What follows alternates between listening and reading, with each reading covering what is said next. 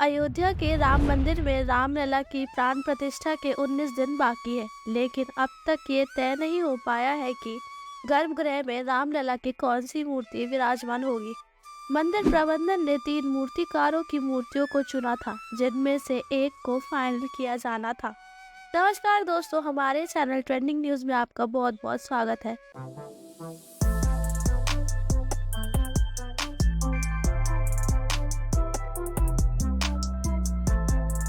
आज हम trending news में लेकर आए खबर, ऐसी कलाकारी से देख आ जाएगी नजरों में नमी, अयोध्या राम मंदिर की सुंदरता। लेकिन आज की खबर शुरू करने से पहले अगर आप हमारे YouTube चैनल ट्रेंडिंग न्यूज पे नए हैं तो जल्दी जाके हमारे चैनल को सब्सक्राइब कीजिए, ताकि आपको ऐसी ही लेटेस्ट न्यूज देखने को मिलती रहे। तो बिना किसी देरी के आज की खबर पर विस्तार से चर्चा करते हैं। 2 मूर्तियां काले पत्थर की, एक संगमरमर की। तीनों ही मूर्तिकारों में दक्षिण गणेश भट्ट अरुण योगीराज से है और एक मूर्तिकार सत्यनारायण पांड्या राजस्थान के हैं। दक्षिण की मूर्तियां काले पत्थर की हैं, वहीं राजस्थान के मूर्तिकार द्वारा बनाई जा रही प्रतिमा संगमरमर की है। ऐसे में किस वर्ण की प्रतिमा 22 तारीख को गर्भगृह में लगेगी, इसका फैसला आचार्य गणेशेश्वर शास्त्री ही लेंगे। राम मंदिर के वास्तु से लेकर वहां पर लगाई जा रही मूर्तियां और गर्भगृह में विराजित होने वाली मूर्तियों के साथ साथ आचार्य गणेशवर शास्त्री ने मंदिर की प्राण प्रतिष्ठा की तारीख भी तय की थी।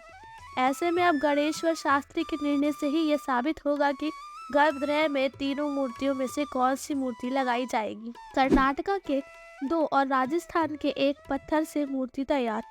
गर्भगृह में रामलला बाल स्वरूप में विराजेंगे। इसके लिए रामलला की 3 मूर्तियां तैयार की गई है।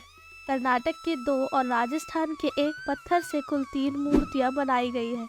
कर्नाटक के पत्थर की मूर्तियां श्याम रंग की है, जबकि राजस्थान की श्वेत संगमरमर की है। कर्नाटक के मूर्तिकार डॉक्टर गणेश भट्ट, जयपुर के सत्यनारायण पांडे और कर्नाटक के ही अरुण योगीराज ने ये मूर्तियां तैयार की है। पहले मूर्तिकार गणेश भट्ट को कर्नाटक स्टेट में कई अवार्ड से नवाजा जा चुका है। गणेश भट्ट ने अब तक 1000 से ज्यादा मूर्तियों को गढ़ा है, जो न सिर्फ भारत में बल्कि ब्रिटेन, जर्मनी, फ्रांस, अमेरिका और इटली में भी लगाई गई है। दूसरे मूर्तिकार सत्यनारायण पांडे जयपुर के प्रसिद्ध मूर्तिकार रामेश्वर लाल पांडे के बेटे हैं। पिछले 7 दशकों से इनका परिवार संगमरमर की मूर्तियां बनाने का काम कर रहा है।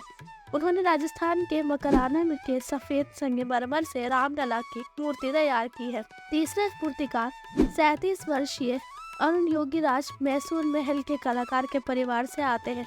उन्होंने 2008 में मैसूर विश्वविद्यालय से MBA किया, फिर एक निजी कंपनी के लिए काम किया, फिर इसी पेशे में आए। हालांकि मूर्तियां बनाने की तरफ उनका झुकाव बचपन से ही था। PM मोदी ने भी उनकी काम की काफी तारीफ की है। योगीराज ने ही जगत गुरु शंकराचार्य की भव्य प्रतिमा का निर्माण किया था। उन्होंने ही शंकराचार्य की प्रतिमा बनाई थी, जिसे केदारनाथ में स्थापित किया गया है। मोदी प्राण प्रतिष्ठा के दिन उपवास सरयू स्नान कर सकते हैं। अयोध्या में 22 जनवरी को रामलला की प्राण प्रतिष्ठा होगी। कार्यक्रम के मुख्य यजमान प्रधानमंत्री नरेंद्र मोदी इस दिन उपवास यानी व्रत रखेंगे। वे सरयू नदी में स्नान भी कर सकते हैं। मुख्य यजमान के लिए व्रत रखना जरूरी है। PM मोदी ने राम मंदिर के भूमि पूजन के दौरान भी व्रत रखा था। बता दें कि PM नवरात्रि में भी व्रत रखते हैं। प्राण प्रतिष्ठा के दौरान गर्भगृह में 5 लोग मौजूद रहेंगे। इनमें PM मोदी, CM योगी, राज्यपाल आनंदीबेन पटेल, संघ प्रमुख मोहन भागवत और अनुष्ठान के आचार्य होंगे। प्राण प्रतिष्ठा का शुभ मुहूर्त 1 मिनट 24 सेकंड का है। 12:29 से मूल मुहूर्त होगा, जो 12:30 तक चलेगा। 42 दरवाजों पर चढ़ाई जाएगी सोने की परत। राम मंदिर के 46 में से 42 दरवाजों पर 100 किलोग्राम सोने की परत चढ़ाई जाएगी। सीढ़ियों के पास 4 दरवाजे लगेंगे, इन पर सोने की परत नहीं होगी। गर्भगृह का मुख्य दरवाजा करीब 8 फीट ऊंचा और 12 फीट चौड़ा है। ये सबसे बड़ा दरवाजा है। इन दरवाजों को महाराष्ट्र के सागौन की लकड़ी से बनाया गया है। इस पर हैदराबाद के कारीगरों ने नक्काशी का काम किया है।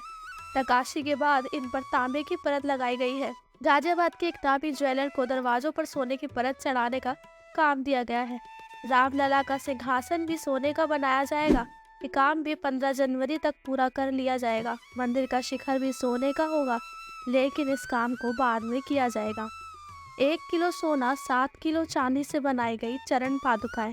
भगवान श्री राम के मंदिर की प्राण प्रतिष्ठा के बाद उनकी चरण पादुकाएं भी रखी जाएंगी। ये चरण पादुकाएं 1 किलो सोने और 7 किलो चांदी से बनाई गई है। इन्हें हैदराबाद के श्री चल्ला श्रीनिवास शास्त्री ने बनाया है। राम मंदिर परिसर में 13 और मंदिर बनाए जाएंगे। अयोध्या में 70 एकड़ में बने राम मंदिर परिसर में 13 अन्य मंदिर बनाए जाएंगे। इनमें भगवान सूर्य, भगवान शिव, माता भगवती, गणपति, हनुमान जी के अलावा अन्नपूर्णा देवी के मंदिर होंगे। इन मंदिरों का निर्माण परकोटे का काम पूरा होने के बाद शुरू होगा। परकोटे के बाहर 7 अन्य मंदिर बनने हैं। इसमें ऋषि वाल्मीकि, वशिष्ठ, विश्वामित्र, अगस्त्य, शबरी, निषादराज और अहिल्या का मंदिर होगा। इन मंदिर का निर्माण 2024 में पूरा हो जाएगा। पूर्व दिशा में होगा राम मंदिर का प्रवेश द्वार। मंदिर का मुख्य प्रवेश द्वार पूर्व दिशा में होगा। उत्तर दिशा में निकास द्वार है। 70 एकड़ के 30% भाग पर मंदिर का निर्माण हो रहा है। बाकी जमीन पर ग्रीनरी यानी पौधे लगाए जाएंगे। यहाँ पहले से मौजूद 600 से अधिक पेड़ों को भी काटने से बचाया गया है। सीताकूट के पास परकोटे में आने वाले वट वृक्ष को दूसरी जगहों पर शिफ्ट कर दिया गया है। 31 साल बाद बदलेंगे रामलला के दर्शन के नियम। नंगे पैर कर सकेंगे दर्शन।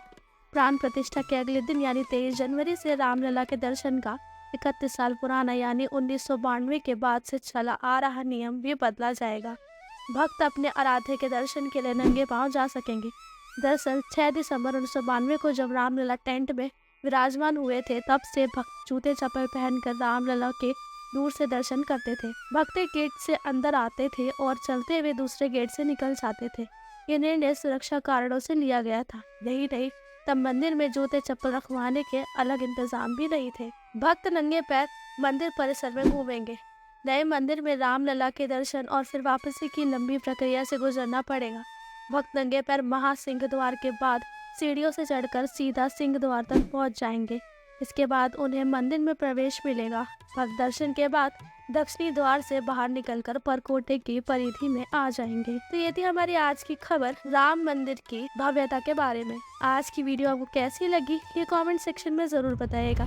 साथ ही साथ वीडियो पसंद आई तो लाइक और शेयर जरूर कर दीजिएगा। तो फिर मिलते हैं ऐसी ही मजेदार ट्रेंडिंग न्यूज के साथ। तब तक के लिए आज की वीडियो देखने के लिए आप सभी का बहुत बहुत धन्यवाद।